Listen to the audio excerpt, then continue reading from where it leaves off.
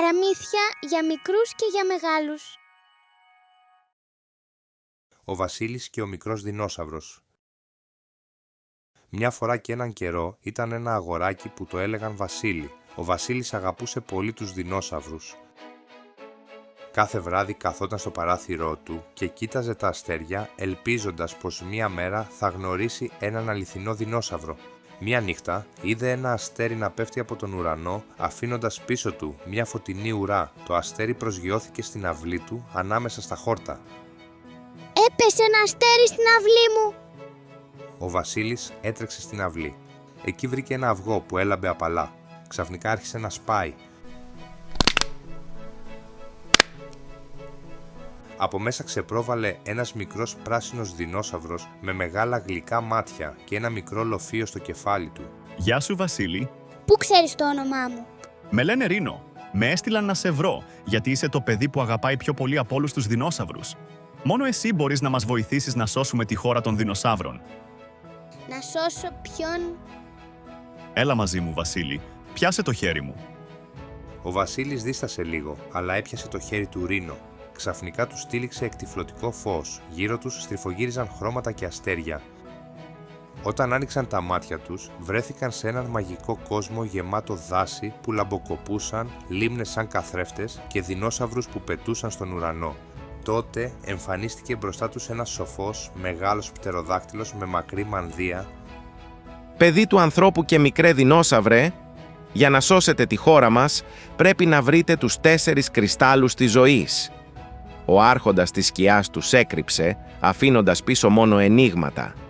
«Αν δεν τους φέρετε πίσω, η χώρα μας θα σβήσει». Θα τους βρω. Πες μου τα ενίγματα. Μη βιάζεσαι, Βασίλη. Ένα ένιγμα την φορά. Και μόλις καταφέρνεις και μου φέρνεις τον κρύσταλλο, θα προχωράμε στο επόμενο.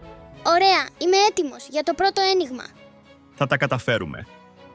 Σε τόπο σκοτεινό, αν φωνάξεις δυνατά, η ίδια σου η φωνή ξαναγυρνά. Ποιο είναι το μέρος που μιλά όπως εσύ? Για να σκεφτώ. Το βρήκα. Είναι ήχο. Πρέπει να πάμε σε μια σπηλιά που ηχεί. Ο Βασίλης και ο Ρήνος κοίταξαν ο ένας τον άλλον και χαμογέλασαν αποφασισμένοι. Άρχισαν να προχωρούν μέσα στο δάσος, ώσπου βρέθηκαν μπροστά σε μια σπηλιά τόσο μεγάλη που έμοιαζε να καταπίνει το φως. Ήταν σίγουροι πως εκεί μέσα κρυβόταν ο πρώτος κρύσταλλος. Μπήκαν σιγά σιγά μέσα, οι φωνές τους αντιχούσαν δυνατά στους πέτρινους τοίχους. Βασίλη, κοίτα. Ο κρύσταλλος είναι πίσω από τις νυχτερίδες. Πρέπει να φύγουν οι νυχτερίδες. Έχεις καμία ιδέα πώς θα γίνει αυτό? Ναι, θα χρησιμοποιήσω την ηχό.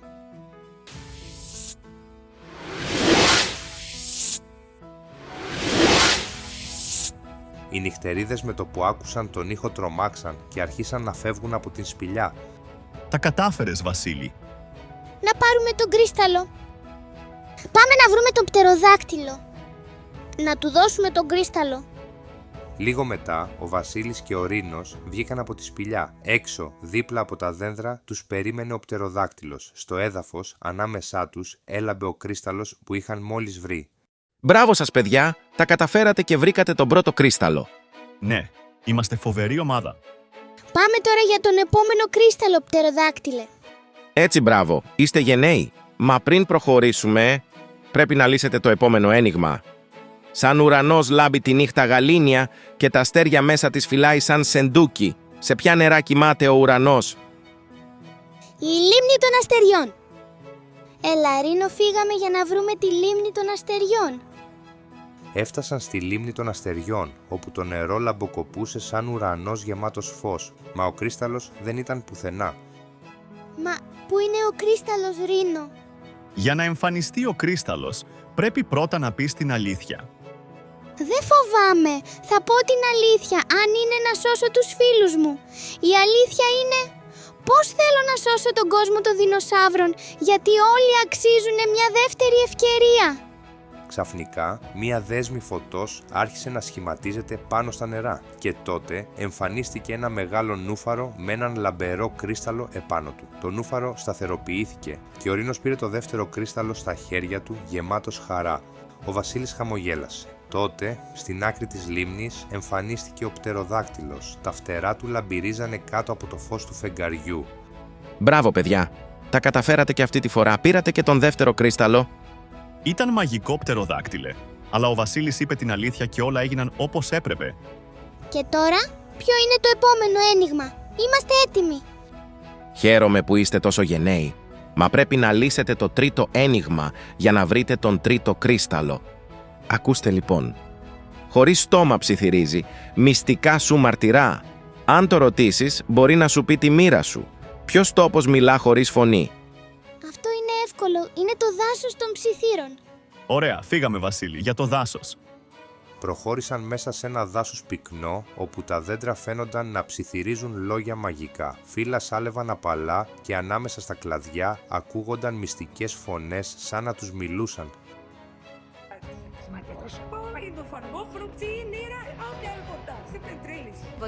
Non ho mai che strosan mavis, όταν σου si βλέπω και οι απορροφώνεις ότι ο είναι. Βασίλη, άκουσες. Σαν να λένε κάτι τα δέντρα. Ναι, είναι σαν να μιλούν μεταξύ τους. Μη φοβάσαι, Ρίνο. Ξαφνικά, ένα μεγάλο δέντρο με χοντρό κορμό και μεγάλα κλαδιά άνοιξε τα μάτια του και μίλησε με βαθιά, μυστηριώδη φωνή. «Πες μου κάτι όμορφο, μικρέ ταξιδιώτη, και θα σου δείξω που κρύβεται ο τρίτος κρίσταλος». Εσύ είσαι καλός στα λόγια. Πες κάτι, Βασίλη. Η φιλία είναι το πιο δυνατό πράγμα στον κόσμο. Ενώνει καρδιές και χαρίζει ελπίδα ακόμα και στις πιο δύσκολες στιγμές. Το δέντρο χαμογέλασε πλατιά, τα κλαδιά του άνοιξαν σαν κουρτίνες και μέσα από τον κορμό του εμφανίστηκε ο τρίτος κρίσταλος. Μπράβο, Βασίλη. Το ήξερα πως θα τα κατάφερνες. Σε ευχαριστώ, Ρίνο, αλλά έχουμε ακόμα δρόμο μπροστά μας. Μπράβο μικροί ήρωες! Βρήκατε και τον τρίτο κρίσταλο. Σας απομένει μόνο ένας για να σώσετε τον κόσμο μας. Πες μας, πτεροδάκτυλε, ποιο είναι το τελευταίο μας ένιγμα? Ακούστε προσεκτικά, Βασίλη και Ρίνο. Από όνειρα φτιαγμένος ταξιδεύει στον αέρα ψηλά. Δεν έχει γη να πατήσει, μονάχα ουρανό για σκεπή. Πού πρέπει να πας για να φτάσεις στα σύννεφα? Στον πύργο των νεφών. Μπράβο, Βασίλη, τώρα ετοιμαστείτε. Σας περιμένει η πιο μεγάλη δοκιμασία στον πύργο των νεφών. Πάμε, Ρίνο, δεν φοβόμαστε τίποτα. Ο Βασίλης και ο Ρήνος ανέβηκαν τις πέτρινες σκάλες που οδηγούσαν στον πύργο των νεφών. Στο τέλος τους βρέθηκαν σε μια τεράστια αίθουσα όπου όλα ήταν λευκά και ασημένια, λαμπυρίζοντας σαν το φως των αστεριών. Τότε, μέσα από στροβιλιζόμενα σύννεφα, εμφανίστηκε ο άρχοντας της σκιάς. Κανείς δεν έχει φτάσει ως εδώ. Για να πάρετε τον κρίσταλό μου όμως, πρέπει να λύσετε το ένιγμά μου. Ποιο ένιγμα? Πείτε μου, τι είναι τόσο ελαφρύ που ταξιδεύει παντού, αλλά ποτέ δεν μπορεί να το κρατήσει κανείς στα χέρια του? Ο Βασίλης σκέφτεται λίγο, κοιτάζει το Ρήνο και χαμογελά. Το όνειρο, γιατί ταξιδεύει παντού, αλλά κανείς δεν μπορεί να το κρατήσει. Μπράβο σου, μικρέ, φοβερή η απάντησή σου. Μ' αυτήν κατάφερες να πάρεις τον κρίσταλο, είναι δικό σου. Αλλά να θυμάσαι, στο τέλος σας περιμένει το πιο δύσκολο ένιγμά μου. Ο άρχοντας σηκώνει τα χέρια του και εμφανίζεται ένας φωτεινός κρίσταλος που αιωρείται. Δεν φτάσαμε ως εδώ για να τα παρατήσουμε. Θα τα καταφέρουμε ως το τέλος. Πάμε, Βασίλη, πάμε να λύσουμε και το τελευταίο ένιγμα. Κι έτσι, έχοντας στα χέρια τους τον τέταρτο κρίσταλο, ξεκίνησαν για να συναντήσουν τον σοφό πτεροδάκτυλο. Μπράβο, παιδιά. Τα καταφέρατε και μαζέψατε και τους 4 κρυστάλλους. Ήτανε δύσκολο, αλλά το κάναμε. Ο Βασίλης ήταν φοβερός. Όλοι μαζί τα καταφέραμε. Είμαστε ομάδα. Όμως, για να λειτουργήσουν οι κρύσταλλοι και να σώσετε τον κόσμο των δεινοσαύρων, πρέπει να λύσετε το μεγάλο ένιγμα.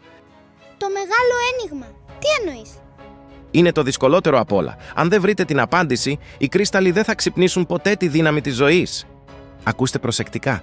Τι είναι αυτό που δεν μπορείς να το αγγίξεις? Μα είναι πάντα γύρω σου. Δεν έχει σχήμα, μα το βλέπεις παντού. Το κουβαλάς στα μάτια σου, μα κανείς δεν το φυλακίζει. Χωρίς αυτό όλα χάνονται. Είναι κάτι που όλοι έχουμε, αλλά κανείς δεν κρατάει. Μήπως είναι η ελπίδα? Όχι, είναι το φως. Γιατί το φως δεν το αγγίζεις, το βλέπεις παντού, χωρίς αυτό όλα χάνονται. Μπράβο σου, Βασίλη. Μόνο ένα καθαρό μυαλό και μια γενναία καρδιά θα έβρισκαν την απάντηση. Οι κρύσταλλοι είναι τώρα δικοί σας και έτοιμοι να σώσουν τον κόσμο των δεινοσαύρων. Οι 4 κρίσταλοι άρχισαν να λάμπουν. Τα καταφέραμε, Βασίλη. Σώσαμε τον κόσμο μας. Το φως απλώθηκε παντού, φτάνοντας σε κάθε γωνιά του κόσμου των δεινοσαύρων. Ναι, τα καταφέραμε. Πρέπει όμως να γυρίσω πίσω. Σε ευχαριστούμε πολύ, Βασίλη. Κάποια στιγμή ίσως ξαναβρεθούμε. Πάντα να θυμάσαι, Βασίλη. Η αληθινή δύναμη κρύβεται μέσα στην καρδιά σου. Κι έτσι ο Βασίλης αποχαιρέτησε τον Ρήνο και τον Πτεροδάκτυλο. Έκλεισε τα μάτια του για μία στιγμή και όταν τα ξανάνοιξε βρέθηκε πίσω στον δικό του κόσμο. Μα ήξερε καλά πως μέσα του θα κρατάει για πάντα τη μαγεία της πιο σπουδαίας του περιπέτειας. Ευχαριστούμε που ήσασταν μαζί μας. Κάντε εγγραφή για περισσότερες ιστορίες.